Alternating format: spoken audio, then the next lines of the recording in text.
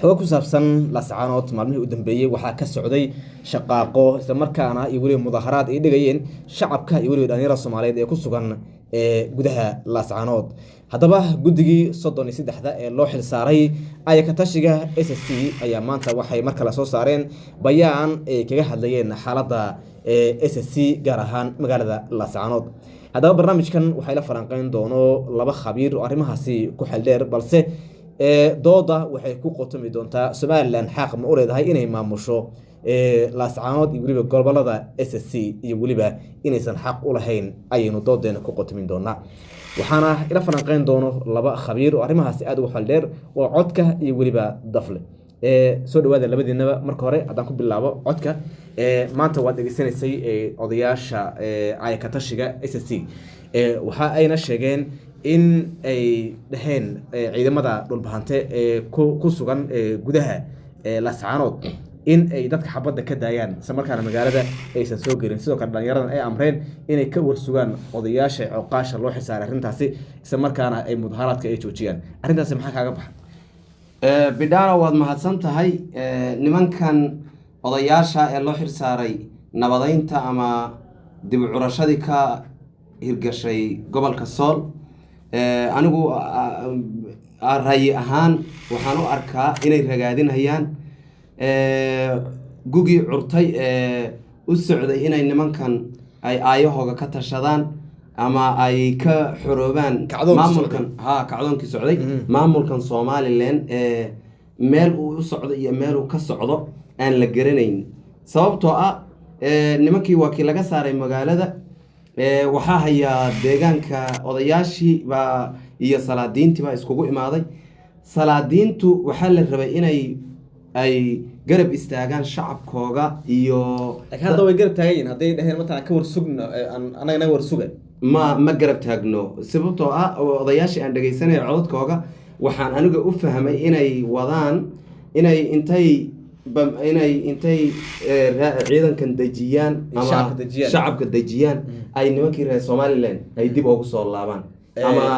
jabhadii SLM ay dib ugu soo laabaan sifa ay sidii ugu sii maamusho oo dilkii iyo dhibkii iyo qaxarkii beeshan haystay ama deegaankan haystay uu halkii uga sii socdo. dafle adigan ku imaado arrinta ka soo yartay maanta odayaasha iyo weliba guddiga loo xilsaaray maxay kula muuqatay? mahsanid mudana bidhaan waad ku mahadsan tahay. saad og tahayba hortuu halkaasi wax loo yaqaano dowladda Somaliland saad og tahayba goboladan markaan gadaal kugu yar celiyo heshiis ayaa jira SSC iyo Somaliland ay wada dhigteen kaasoo tibaaxaya in dadku ay horumar gaaraan dowlad wadajir ay dhistaan ay caalamka dowlad ka tirsan ama kamid ah ay dhisaan. taa horta waa qodob. SSC nimanka loo yaqaano waa qayb kamid ah Somaliland sidaad u og tahayba nimankan SSC ayaa ka horta inta badan qaybsan. dowladda Somaliland waxay ka geysatay deegaamadaasi horumar aad u ballaaran oo la sheegi karo oo la taaban karo oo ay tusoo taabsiyo ay kamid tahay laamiyada dhismaha dugsiyada ama iskuulaadka wax loo yaqaano dhismaha wadooyinka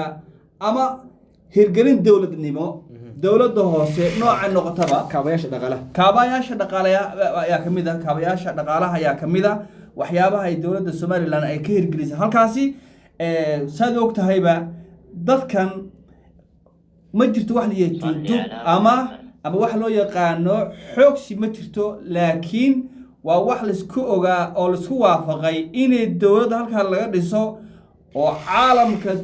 dowladaha kamid ay noqoto ku soo biirtay ayaa laga yagleelay. marka waxaa jirta marka kooxo yar iyo afraad mucayan oo kooban ayaa jirta oo xogaa carqaladaynaya dowladda Somaliland horumarkeeda iyo dadnimadkeeda ay carqaladaynayaan. codka arrintaas maxaa kaaga baxay? waad mahadsan tahay bidhaano saaxiibkay dafle arrinta uu wado arrin suuragala maaha sababtoo ah Somaliland dib haddaan kuu laabo Soomaaliya waad ogeyd oo qabiil bay ahayd qabiil markay ahayd waad og tahay oo Soomaaliya ayadoo jamhuuriyaddii Soomaaliyeed ah oo gobol leh oo qabaa'il haddana ku dhisan iyo islaysa way duntay nimankii dhibka soo qaaday ee dhibka ugu badan sameynayeen nimankan hadda dawladda isku sheeganaya Soomaaliland bay ayaguna waxbay leynayeen sababtoo ah dawladdii Soomaaliya ka soo horjeedeen marka saa darteed dawlad kasta maamul ama jabhadii ama afraadi ka soo horjeeda way la dagaalantaa marka saa darteed nimankan ayagii oo dhibkii iyo kadeedkii iyo halaagii soo maray oo sheeganaya in la laayay haddana ay bulsho ka mid ah oo qabaa'ilkoodii ahayn ama deegaankoodii ahayd waxay ku leeyihiin hadda Somaliland laakiin waxay sheegay in koox fallaaga ah ee markaan la dagaalayso oo inta badan markaan ay beeraha dhulbaantay la socdaan iyaga waxba kama jiro Somaliland waa la ogyahay dhulbaante deegaanka uu dego iyo intuu u qaybsamo iyo inta ayaga la jirta hadda waxay ku leeyihiin dawlad baana ma dawlad waxaad aragtay hal beel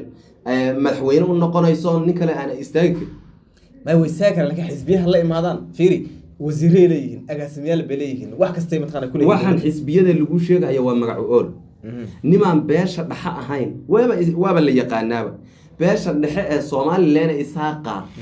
aan ahayn ama nimankan SLMta nimaan ahayn meeshaas madax kama noqonay safarran ba soo qabatay waxay ahayd aan ku daynayd sababtoo deegaan ahaan markii la dhaho ACC ama dhulbahanta beeshan la dhaho saddex gobol ku dhawaad bay degaan ama gobol ha u madax banaanaado ama qaybo badan ha degaan saa darteed waa nimanku waxay u qalmaan madaxweyne kama badno beel ahaan haddii la dhaho reerkan kale kama badno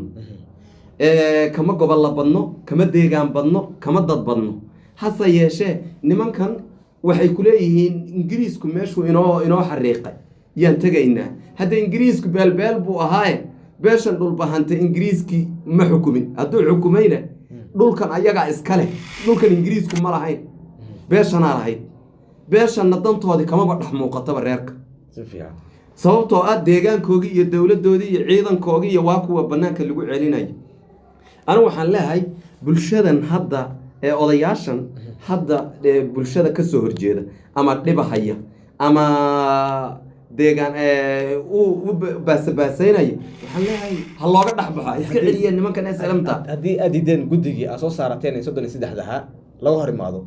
ayay ka tashi aad sheegteen marka yuu noqon marka guddigan waa odayaashii reerka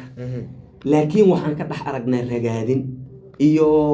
beeshi iyo dhibkii inta bulshada lagu soo waday ayagoo geesaha ka bixinayo dhib ku wada marka dhalinyaro loo dhibaarta marka mudaharaad maya waxaan rabaa in guddigan la badiyo dib loo furfuro hal kasta oo Somaliland u doodahay laga saaro meesha ayaa dafle waad mahadsan tahay mudane kulli fikirkaaga waan dhageystay laakiin waxaan ku leeyahay sidaad ogtay markii dawlad ama nidaam ama system la aasaasay ama nidaamada loo aasayo dawladdu waxay ka kooban tahay xukuumad iyo shacab xaakim iyo maxkuum waa qodobka labaad nimankan hadda aad u doodaysay ama ka tirsan tahay waxay leeyihiin wax loo yaqaan wasiirayaal ay wasiirada leeyihiin waxay leeyihiin wasiir ku xigeen